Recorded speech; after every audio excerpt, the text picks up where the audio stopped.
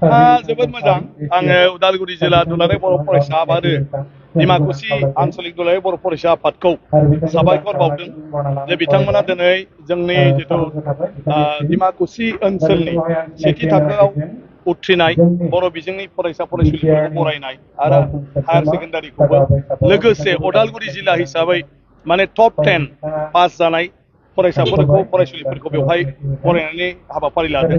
आं सानो बेवहाय बे फरायसा फरायसुलिफोरखौ गोबां मोनसे थुलुंगाखांनाय होगोन।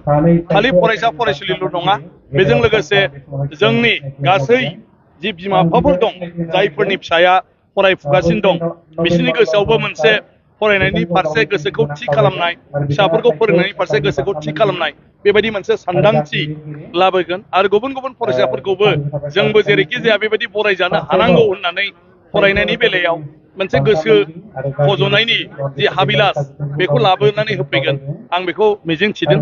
फरायनाया जोबोद गोनां आथिखालाव जे गोदो जों खालि डक्टर इन्जिनियार फरायनायनि थाखायल' एन्ट्रेन्स एग्जामनि बाथ्राखौ सानोमोनब्लाबो नाथाय दिनै जों रिपुटेड कलेजफ्राव फरायनोब्लाबो कमन इउनिभार्सिटि एन्ट्रेन्स टेक एग्जाम होनांगौ जाहैबाय दिनैनि दिनाव।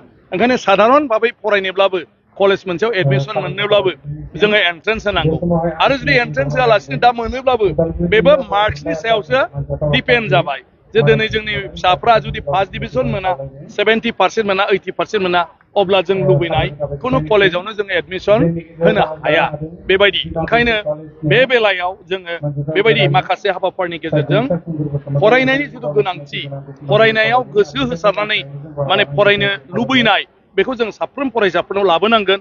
साफ्रोम बिमा बिफायाबो जाहाथे गावनि फिसाखौ थै थां गासिबो गावनि खामानिखौ गारजोबनानै फोरोंथारगोन होननानै साननाय बेखौ जाहाथे जों लाबोनो हायो बेबायदि मोनसे आबहावाखौ जों लाबोनांगोन आरो बेबायदि हाबाफारिया आं सानो बेयो निस्सय बेनि गेजेरजों एसेब्लाबो अबदान जागोन आरो ना दिनैनि साना जों बयनिबो थाखाय गोग्गानायनि सान। मानो होननानै बुङोब्ला दिनैनि बे सानावनो बर' बिजोंखौ गायसनजेननाय जादोंमोन, सालायजेननाय जादोंमोन। दिनैनि बे समाव आङो बयबो जाय बर' गेदेमाफ्रा बर' बिजोंखौ गायसननायनि उनाव बे बर' बिजोंखौ माने मा होनो अरायबो गोजोर खालामबोनायाव हाबा मावबोबाय बिथांमोननिसिम आंनि गोसो गोरबोनिफ्राय सिबिनायखौ आङो बावहरदों आरो दिनै जेसेबां जोंनि बर' फरायसाफोर दं बर' बिजों फरायनाय दं आङो बिथांमोननिसिम आंनि गोसो गोरबोनिफ्राय गाहाम हामलाय हरदों। बेनि गेजेरजों सोलोंथाइ लानानै बयबो जाहाथे गावबा गाव आथिङाव गसंहैनो हायो, साफा साफा मोजां गोग्गो नोगोरारि जानो हायो बेखौ आङो मिजिंथिदों।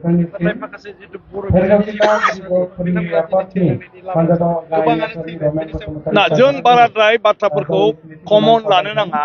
जों जायगा लायै जायगा गावबा गाव इनिसियेटिभ लानांगोन।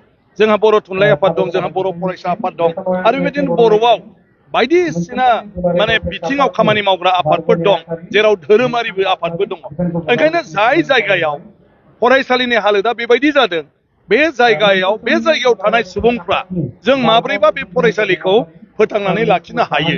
बियो बिमा बिफानि कनसियास गैयैयाव जादों ना फोरोंगिरि गैयैयाव जादों ना इडुकेसना क्वालिटि गैयैनि थाखाय मानसिफ्रा बेवहाय हराखै ना न' बां गैयैनि थाखाय बिदि जादों, मा जाहोना बे जाहोनखौ जोङो दिहुननानै जोङो लकेलि बेखौ जों दायथ' लानांगौ गावनि बे मा होनो फरायसालिखौ फोथांनानै लाखिनायनि।